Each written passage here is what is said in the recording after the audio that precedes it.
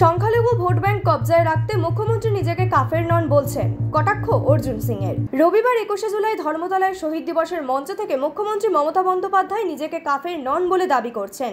जो डरते हैं वो मरते हैं, जो लड़ते हैं वो कामयाबी होता है। हम डरफूक नहीं हैं, हम काफिर नहीं है, हम गद्दार नहीं है। মুখ্যমন্ত্রী নিজেকে কাফের নন বলার প্রতিবাদ জানিয়ে সরব হয়েছেন ব্যারাকপুরের প্রাক্তন সাংসদ অর্জুন সিং। নিজের এক্স হ্যান্ডেলে টুইটে অর্জুন সিং লিখেছেন, মুখ্যমন্ত্রী বলছেন তিনি নাকি কাফের নন, যদিও ইসলামিক সংস্কৃতিতে অমুসলিমদের কাফের বলা হয়।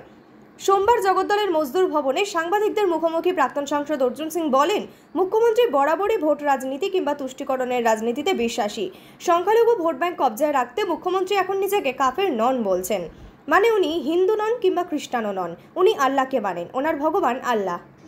মাননীয় মুখ্যমন্ত্রী ভোট ব্যাংকের রাজনীতি করতে করতে, তুষ্টিকরণের রাজনীতি করতে করতে কখন কি বলে দিচ্ছেন এটা কিন্তু কেউ ভাববেন না কি উনি অজানাতে বলছেন। সব জেনে শুনে উনি এই কথাটা বলছেন। আপনি আজান 5 বার হয়তো আজানে যে বলা হয় তার মানেটা হয় আল্লাহ ছাড়া কাউকে মানবেন না, যে আল্লাহকে মানবে না, কোরআনেও বলা আছে কি যে আল্লাহকে মানবেন না সে কাফির হয়।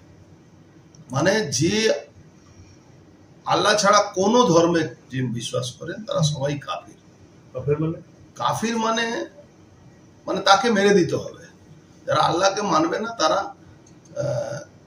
হিন্দু হতে পারে, খ্রিস্টান হতে পারে, অমুসলিম, তাদেরকে মারতে হবে, তাদেরকে রাখা যাবে না। কালকে মাননীয় মুখ্যমন্ত্রী ওই তুষ্টিকরণ রাজনীতি করতে করতে এমন জায়গা পৌঁছে গেছেন কি কালকে উনি বলেছেন যে আমি গদ্দার নয়, আমি কাফির নয়। মানে উনি এবার প্রমাণ করতে হবে উনাকে। এই যে মাঝে মাঝে উনি শ্লোক করেন, ভুলভাল বলেন, তো কালকে তো উনি বলে দিলেন উনি কাফির নয়। মানে উনি হিন্দু নয় বা উনি খ্রিস্টান নয় বা উনি আল্লাহকে মানেন, ওনার ভগবান হলো আল্লাহ।